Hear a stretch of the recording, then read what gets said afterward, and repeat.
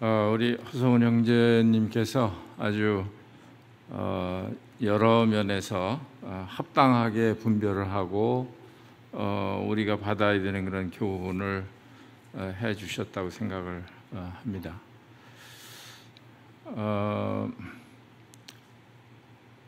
이 탐심에 관한 말씀을 지금 많은 부분에서 말씀을 해 주셨습니다. 여기에 이제 그 형과 아우가 나오는데 사실은 그 형에 대해서 책망을 했어야 하는 그런 상황 같은데 주님은 오히려 아주 억울해하는 동생에게 오히려 그 책망을 하시는 이런 이제 모습을 보면서 이건 어떤 외적으로 보이는 그런 상황이 아니고 우리 마음에 있는 보이지 않는 그런 탐심, 이것이 하나님 앞에서는 큰 그런 문제이구나 하는 것을 알 수가 있습니다. 이 탐심은 그 어느 누구에게 있어서도 자유롭지 못한 그런 것이 되는 것 같습니다. 왜냐하면 탐심이 없는 사람은 없기 때문에 그렇습니다. 그래서 쉽게 이런 탐심에 우리가 이렇게 미혹이 되고 마음이 빼앗기게 되고 이런 그 경우를 우리가 스스로 이렇게 볼 수가 있습니다. 그래서 이것은 그렇게 쉬운 문제가 아니에요. 저보고 이 비유에 대한 여러 가지 일을 지금 공부하고 있는데 저보고 선택을 하라고 그랬으면 제가 이걸 선택을 안 했을 것 같아요. 요게 피해서 이렇게 했을 것 같은데 누가 하셨는지 모르지만 이제 이렇게 아주 정해져 내려왔기 때문에 어쩔 수 없이 이렇게 생각을 하게 됩니다. 그래서 탐심은 이 우상 숭배라고 말할 만큼 그렇게 사람의 마음을 지배하는 또 무섭게 사람의 마음을 빼앗아가는 다른 말로 하면 하나님과 견주어 생각하는,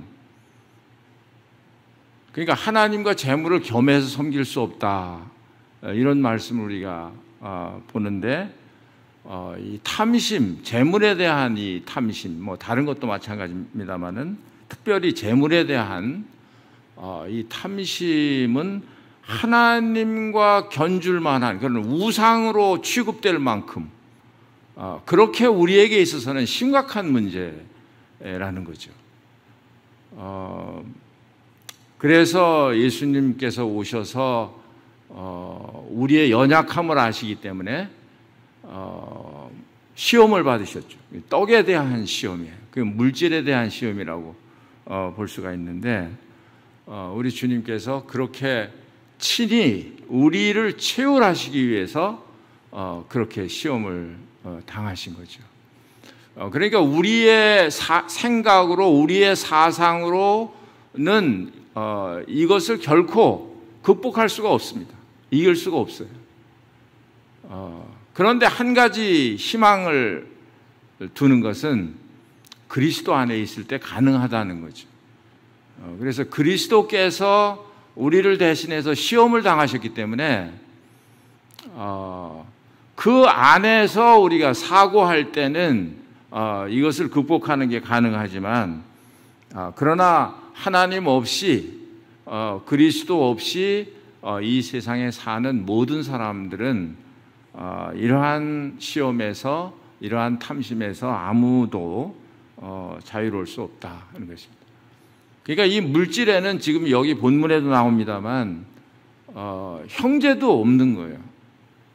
형제도 없는 거예요. 그러니까 막 형제간에 소송하는 건 그냥 일반적이고, 이 물질이 어느 정도까지 힘이 있느냐 하면 부모 자식도 없는 거예요. 그러니까 부모 자식 간에도 소송을 하고 그렇게 하는 걸 우리가 뉴스에서 이렇게 볼 수 있지 않습니까?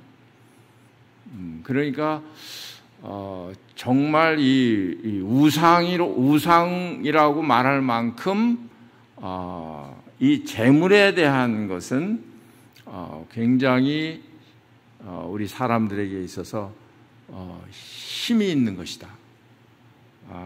그래서 특별히 우리가 이런 데 대해서 바른 그런 생각을 가지고 이 탐심에 대한 것을 대처하지 않으면 누구든지 잘못하면 이렇게 넘어질 수 있다, 넘어갈 수 있다 하는 것입니다. 그러니까 굉장히 조심스러운 거예요. 그러니까 없어도 조심스러운 거고 있어도 조심스러운 거. 왜냐하면 있는 것이 다 복이 되는 것이 아니기 때문에 그렇습니다. 지금 여기에 있는 이 부자도 그 밭에 소출이 풍성했다. 사실 하나님께서 비를 내리시고 햇볕을 주시고 이렇게 해서 소출이 풍성해진 거잖아요. 그러면 하나님께 감사하는 마음을 가져야 되고 하나님 앞에 물어서 어떻게 이것을 써야 되나 이렇게 마음이 그렇게 됐어야 되는데 아까 들은 대로 그런 게 아니잖아요. 나를 위해서 그냥 내가 먹고 마시고 즐기기 위해서 나를 위해서 그렇게 쌓아둔 것이기 때문에 이 부자에게 있어서는 이 비유에 나오는 이 부자에게 있어서는 이 재물이 오히려 불행한 거죠.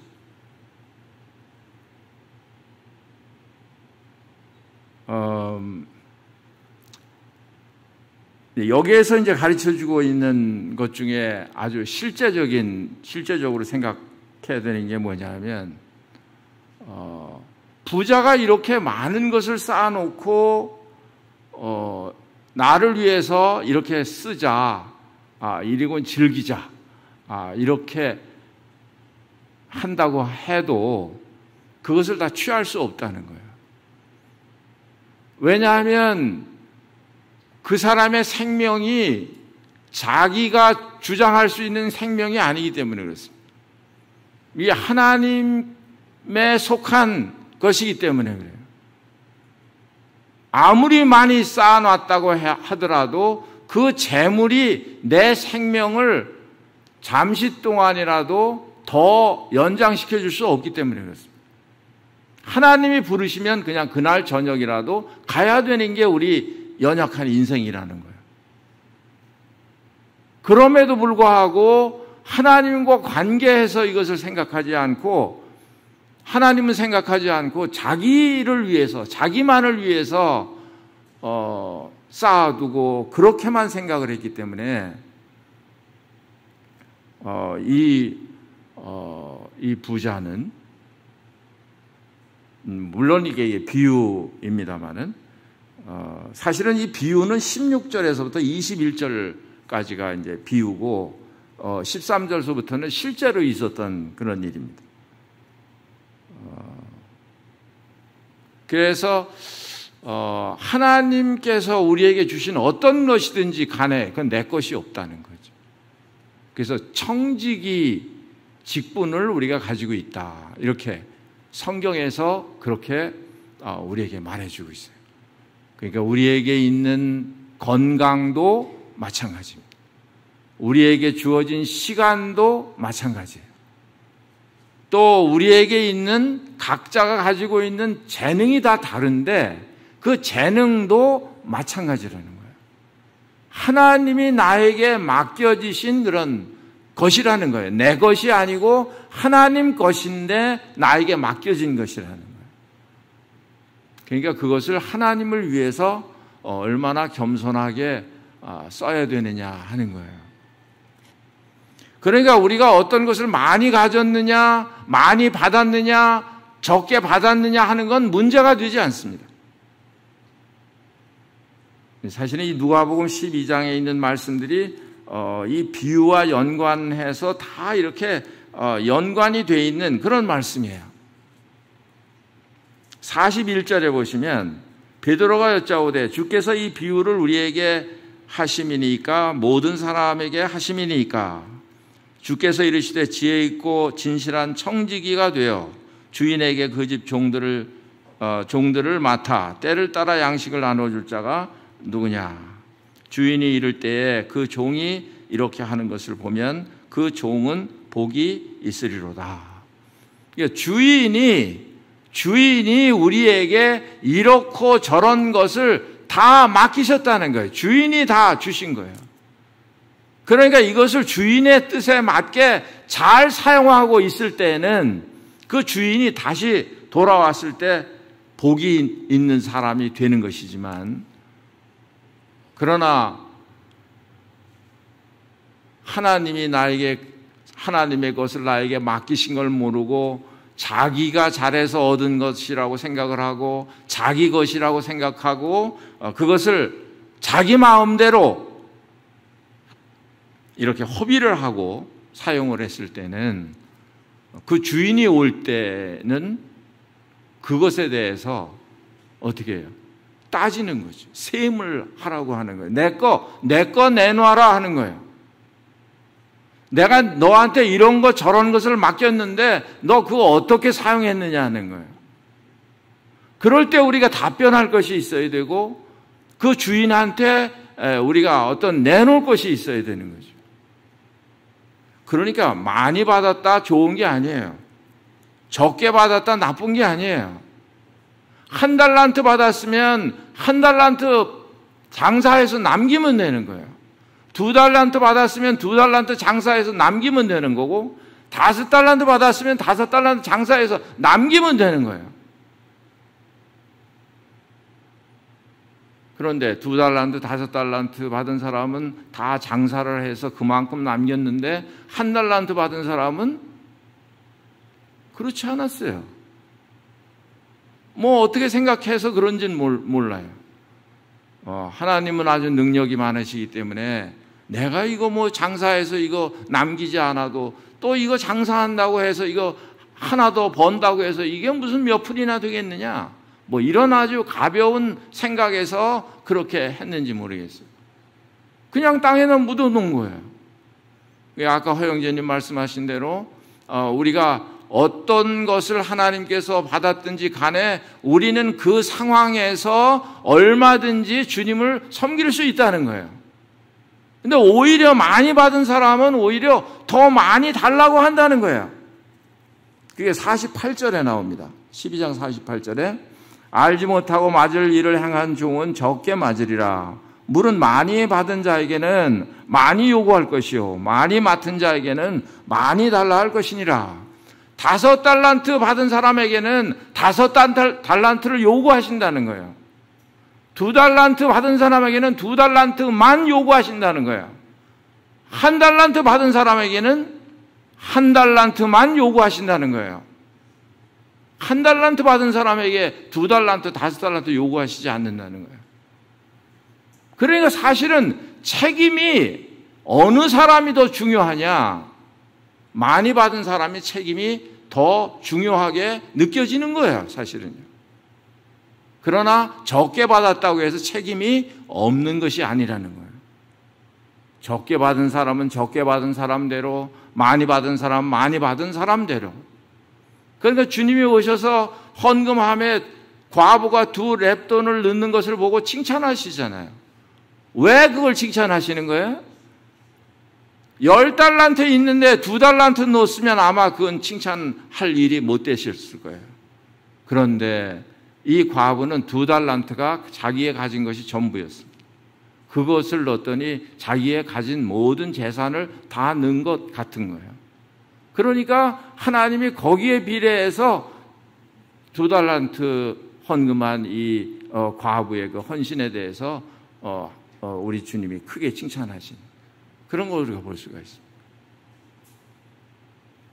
그러니까 어떤 환경에 처해 있든지 간에 사실은 우리가 불평할 게 하나도 없어요. 미국에 있을 때 일인데요. 어떤 자매님이 우리를 보고 형제님, 자매님 내는 참 좋으시겠어요. 부러워하더라고요. 그러면서 하는 말이 차가 2대가 있으시고, 그러니까 그 생각은 이제 그 자매님네 집에 차는 1대밖에 없나 봐요. 근데 제가 알기로는 2대 같은데. 왜냐하면 미국은 부부가 다 보통 일을 다 해요. 그래서 차를 1대 가지면 일을 할 수가 없어요. 그냥 집에 누구 한 사람은 집에 있어야 되죠. 모르겠어요. 그 자매님이 집에 계셨던 것 같기도 하고 잘 기억이 안 납니다만 여하튼 이제 그걸 이제 부러워서 이렇게 얘기하는 소리를 들었습니다. 그러니까 내가 가진 것과 다른 사람이 가진 것을 비교해서 부러워할 필요가 없어요. 사실 우리가 부러워할 만큼 그렇게 잘 살았을까요? 아니에요. 그냥 때를 이을 정도, 은행 잔고에는 그냥 달랑달랑 아슬아슬하게 이렇게 할 정도, 그런 정도예요. 전혀 우리가 풍족하게 산 그런 삶이 아니에요. 미국 삶이. 그런데 그런 사람도 부러워하는 사람이 있더라는 거죠.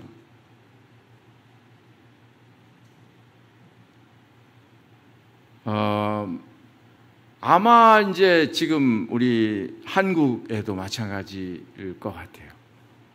어떤 성도에 대해서, 어떤 사람에 대해서 가진 것이 많고 가진 것이 적은 것에 대해서 아마 그렇게 생각할 수 있을 것 같아요. 그런데 그렇게 생각하는 동안에는 아까 우리 형제님 말씀하신 대로 감사함으로 하나님을 섬기기는 어렵다. 왜냐하면 다른 사람처럼 나에게도 그렇게 해주면 내가 섬겨야 하니까, 섬길 수 있으니까. 이런 소리를 엄청 많이 들어요. 나는 지금 일하고 바쁘기 때문에 주님을 잘 못 섬긴다. 내가 퇴직하고 나면 내가 주님을 잘 섬기겠다. 그런 말 많이 하시잖아요. 퇴직하고 나니까 이제 너무 쓸모가 없어졌어. 젊었을 때 더 쓸모가 많은데 그렇게 되는 거잖아요. 그래서 실제로 이 퇴직하신 형제님들이 계시잖아요. 그래서 이제 제가 이렇게 얘기를 합니다. 이제 퇴직도 하셨으니까 이제 남은 생애를 주님을 위해서 전적으로 이렇게 드리시면 좋겠습니다. 그런데 의외로 그렇게 해야죠. 그리고 주님의 일에 헌신하는 사람을 제가 못 봤어요. 몰라요. 제가 안 보는 데서 하시는 수도 있고 그래서 판단하는 건 아닙니다만 그래요. 그리고 나서도 이제 은퇴하고 나서도 이제 또 일을 언젠가 이제 물어보면 은퇴하고 나서 또 일을 한다고 그래요. 또 일을 한다고. 아니, 그 일을 하는 것을 제가 판단하고 나쁘다고 하는 거 아니에요. 그런 거 전혀 아니에요. 일이 없으면 그것도 큰일이에요. 일하는 게 좋으신 거고. 그런 건데 지금 이제 말씀드리려고 하는 것은 뭐냐면 이런 이제 이 탐심이라는 거, 이걸 놓기가 어렵다는 거예요. 그래서 나에게 주어진 것에 대해서 감사하고 또 나에게 주어진 것에 대해서 그 안에서 내가 할 수 있는 주님을 섬기고, 이렇게 해 나가면 어떤 일이 벌어질까요? 그러면 그런 사람에게는 잘 관리를 하니까, 그렇죠? 잘 관리를 하니까, 여기 12장 44절에 보시면, 44절에 보겠습니다. 내가 참으로 너에게 이르노니 그 주인이 그 모든 소유를 그에게 맡기리라. 이 사람에게 이렇게 맡겼는데 이걸 아주 하나님 앞에서 충성스럽게 이것을 잘 장사를 하든지 남기든지 드리든지 하여튼 했어요. 그러면 그 다음에는 어떻게 할까요? 그 주인이 이 사람 정말 충성스럽구나. 충성스럽다는 말은 믿음직스럽다는 말이잖아요. 근데 어떤 사람에게 어떤 일을 맡겼을 때 믿음직스럽게, 충성스럽게 그렇게 일을 해냈을 때 아주 전폭적으로 신뢰가 되지요. 그래서 이 사람에게는 더 좀 큰 일을 맡겨도 좋겠다, 이렇게 생각을 하는 거죠. 그러니까 더 큰 일을 맡기게 되는 거예요. 그런데 나에게 이것을 달라 해서 그것을 줬는데 그 다음에는 이제 그 일에 대해서 너무 소홀하고 충성되지 않고 이렇게 자기를 위해서 사용하고 주인의 생각하고는 거리가 멀게 행동하고 이렇게 할 때는 그건 주인이 볼 때 이 사람에게는 그냥 있는 것도 그냥 뺏고 싶은, 너 이것도 안 되겠어, 내놔, 이러고 싶은. 그러니까 오늘 주로 이게 이제 재물에 대한 그런 말씀입니다만은 이 재물은 사실은 작은 거라고 그랬어요. 그래서 이 작은 것에 충성하지 않으면 어떻게 큰 것으로 맡기겠느냐, 이런 말씀도 있는데 이 재물은 그게 쉽지 않다는 걸 말씀을 드렸습니다. 재물을 잘 관리하는 것은 쉽지 않은 일이다는 것을 말씀을 드렸어요. 그러나 그 재물을 잘 관리하는 사람에게 또 다른 것을 또 맡기는 거예요. 재물을 막 허비하는, 자기에게 주어진 이 재물 관리하는 것을 잘 할 줄 모르는 이런 사람에게 큰 걸 맡길 수가 없어요. 과도하게 아낀다든지 아니면 또 과도하게 막 소비를 한다든지 이런 경우를 잘 관리를 못하는 거죠. 그래서 하나님께서 우리에게 얼마나 어떤 것을 맡기든지 간에 나는 하나님 것을 맡아서 있는 청직이라는 이 청직이 직분을 가지고 있다는 것을 우리가 잊지 않고 그리고 그 주인의 뜻에 따라서 하나님께 대해서 부요한 이런 그 삶, 이런 삶을 하나님께서 우리에게 요구하신다. 그러면 이제 그 뒷책임은 하나님이 지어주신다는 거죠. 거기 22절 쭉 밑에 이어서 예수님께서 하시는 말씀이에요. 또 제자들에게 이르시되 그러므로 내가 너희에게 이르노니 너희가 너희 목숨을 위하여 무엇을 먹을까 몸을 위하여 무엇을 입을까 염려하지 말라. 목숨이 음식보다 중하고 몸이 의복보다 중하니라. 그 다음에 쭉 밑으로 내려오시면 31절에 보니까 다만 너희는 그의 나라와 그의 의를 구하라. 그리하면 이 모든 것을 너희에게 더하시리라. 이게 약속이에요. 그래서 결코 하나님의 자녀들을 이 세상에서도 하나님 아버지께서 외면하시지 않는다는 거예요. 다만 너희는 먼저 그의 나라와 그 일을 구하는 그런 여유, 그런 풍성한 마음, 그런 하나님께 대한 사랑하는 마음이 있어야 된다는 거죠. 그럴 때 다른 이런저런 것들, 내가 지금 뭘 먹을까, 마실까, 이건 당연한 것이고, 이건 이방인들이 염려하고 구하는 것이다. 그러니까 하늘 아버지께서 너에게 있어야 할 줄 다 아신다. 염려할 것이 없다는 거예요. 그러니까 무엇을 먹을까, 무엇을 입을까, 이것을 염려하는 사람은, 염려한다고 할 때는 지금 내 신앙에 어떤 문제가 있다는 걸 보여주는 거예요. 그럼 저는 그렇지 않겠죠? 아닙니다. 저도 지금도 시험 중에 있어요. 지금도 하나님과의 관계에 있어서 진행 중이에요. 지금도 하나님을 바라보고 있어요. 하나님이 어떻게 일을 하실려나, 하나님께서 어떻게 이렇게 하실 건가, 이런 걸 믿음으로 의지하고 지금도 기대하고 있어요.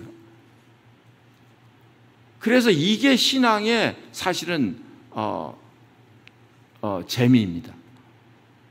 하나님께서 우리 생활 가운데서 일하시는 것을 보는 그런 재미, 하나님께서 살아계셔서 우리에게 나타내시는 그런 재미, 과연 하나님은 나를 사랑하시고 나와 함께 하시고 나를 도우시는 분이시구나 하는 것을 알아가는 그런 재미, 이런 믿음의 경험, 이런 경험이 우리가 주님 나라에 갈 때까지 아마 그럴 거예요. 주님께서 우리에게 믿음으로 풍성하게 이렇게 축복해 주시기를 바랍니다. 기도하겠습니다. 아버지 하나님, 감사합니다. 저희들을 이 땅에 두시고 하나님의 자녀로 삼으시고 여러 가지 어려움을 통해서 훈련하시고 주님을 바라보도록 하시는 것을 생각할 때 감사합니다. 아버지 하나님, 우리 생활 가운데서 하나님을 경험하고 우리의 믿음이 계속해서 자라갈 수 있도록 아버지 하나님, 저희 믿음을 붙들어 주시옵소서. 주 예수 그리스도의 이름으로 기도하옵나이다. 아멘.